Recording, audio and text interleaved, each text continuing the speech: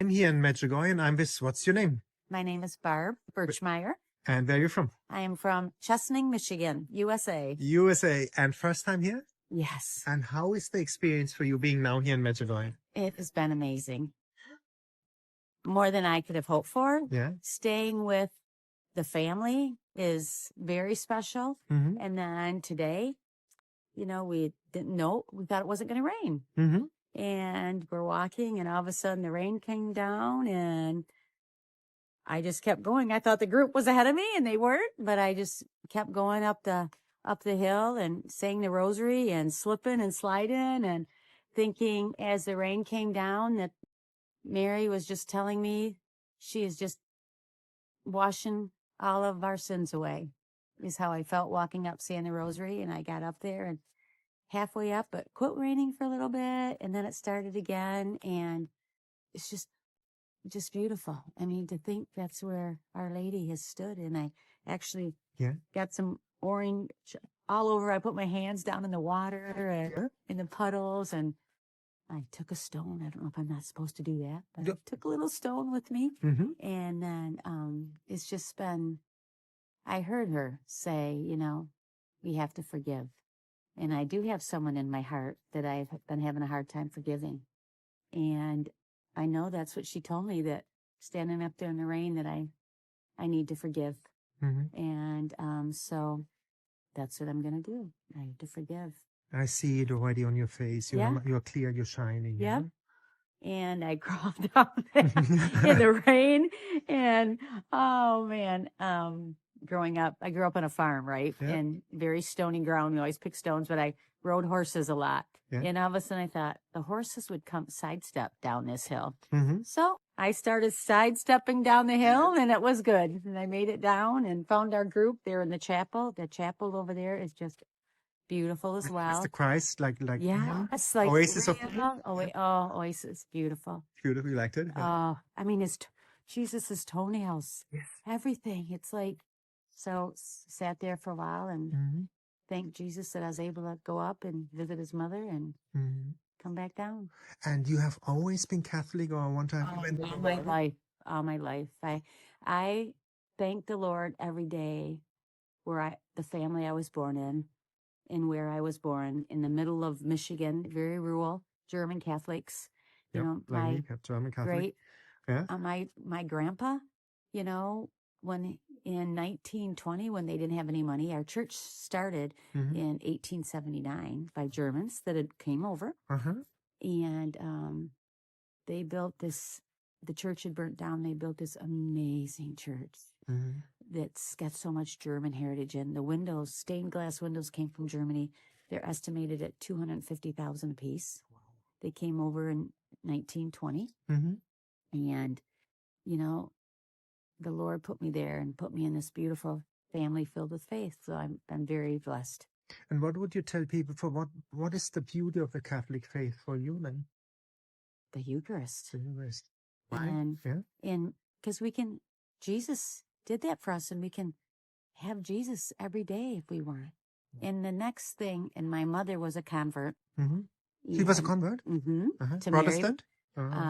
Seventh-day Adventist. Seventh-day Adventist, okay, yeah. To marry my father. Yeah. And, my grandma wasn't very happy about. Yep. My grandmother neither. It's my uncle who married a Protestant. Yeah, and she converted, and she always told us. Yeah. My mother always said, you pray to Mary. My mother had a huge devotion to Mary. Why?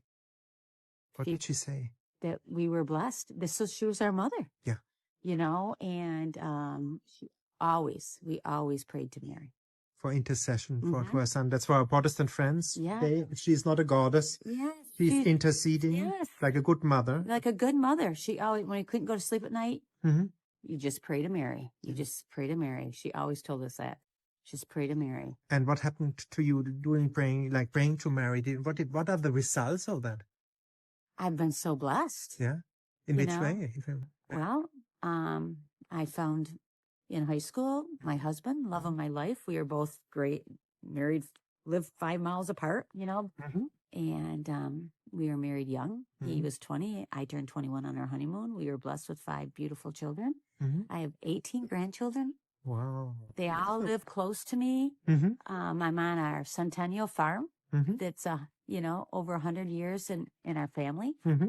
And my husband passed away in 2020, April 27th. He was 56 years old of cancer during the lockdown, so he couldn't have a mass Mm-hmm.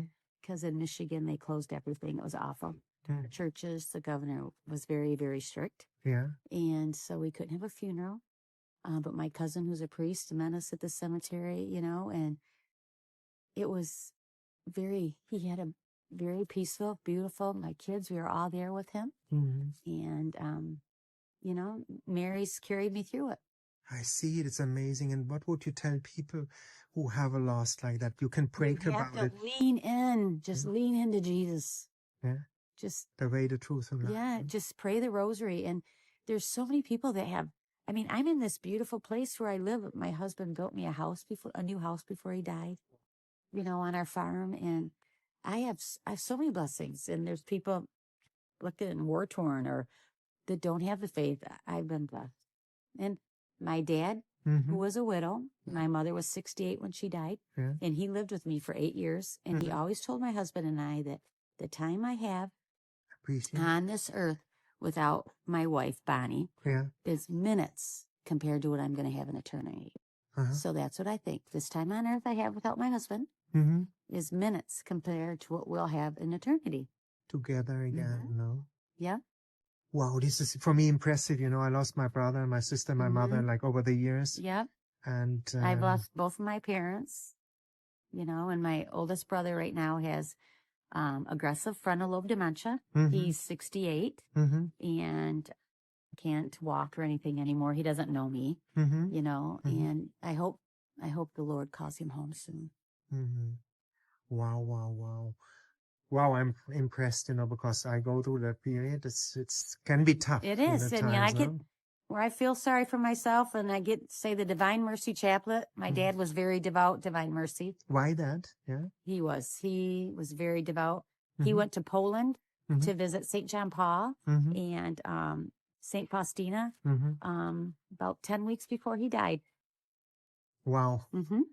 The right moment, no? Yep. Well, he had been all over the world, but that was his last pilgrimage. And for you, how is it for you, like praying the Divine Mercy Chaplet? What does it bring to you? That was your father's story. For you, how is it now if you prayed?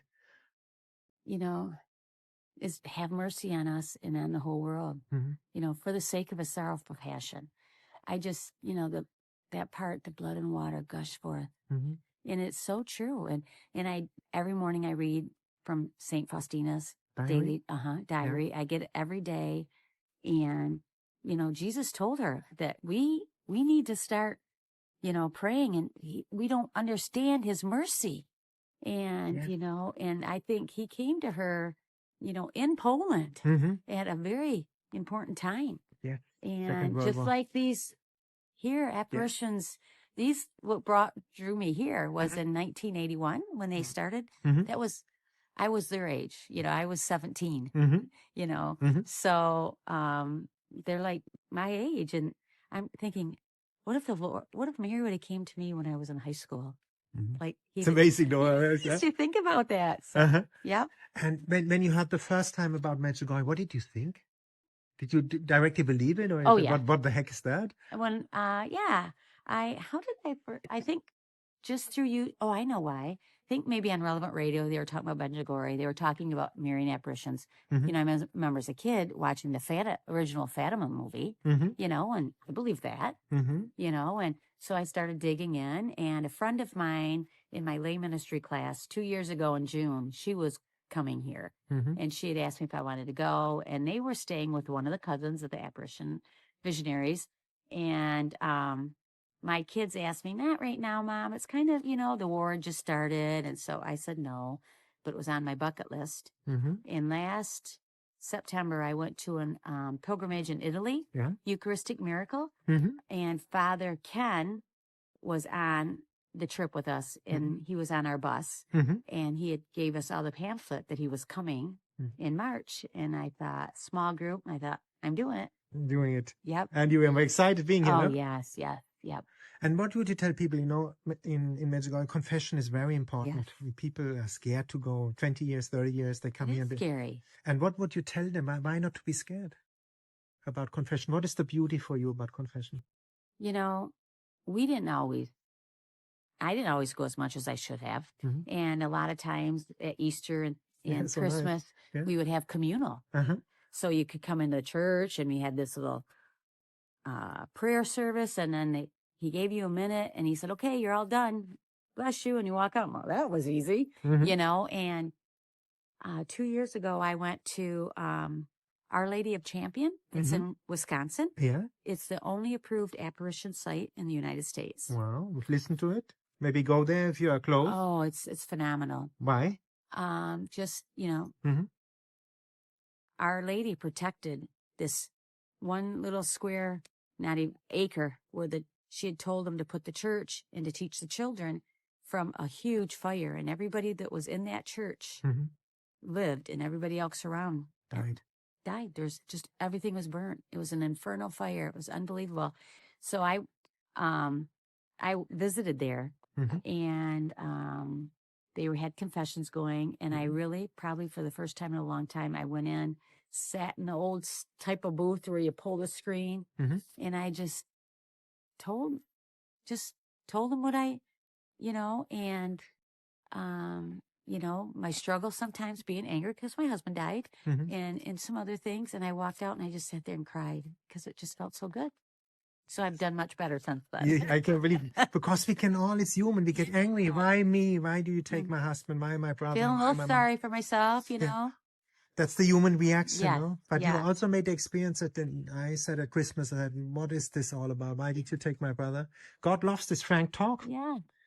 But for my part, I said then, I learned in Medjugorje, you are a good God for whatever reason this happened. I'm moving forward, step by step by step. And I was angry that I couldn't have a funeral mass for my husband. I mean, you can, human-wise. Why is that COVID thing? Yes, and why did the bishops let the governor tell her we had to close our churches? Yes. Right? Why would they? But you know what a priest said in confession? He said,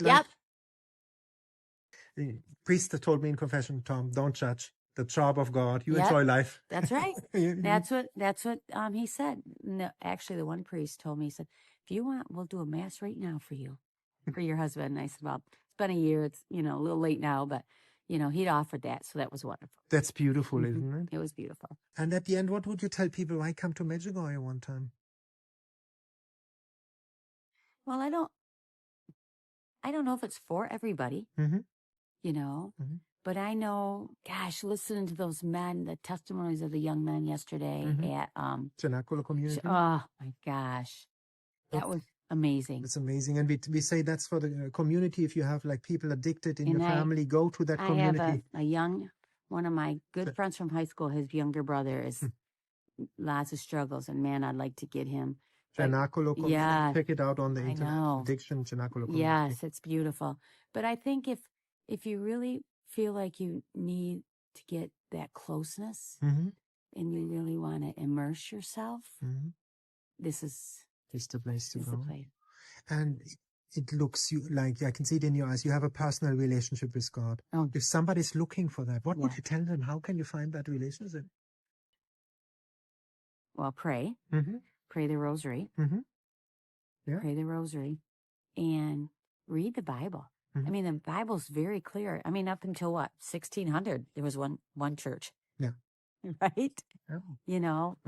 Read the early fathers, the early saints. And if you don't like to read, but I just say start by praying the rosary, because it is going to draw you to Jesus, into the Eucharist. Unbelievable. Wow. What can I say? Thank you for that beautiful interview. Yes, thank you. I don't know.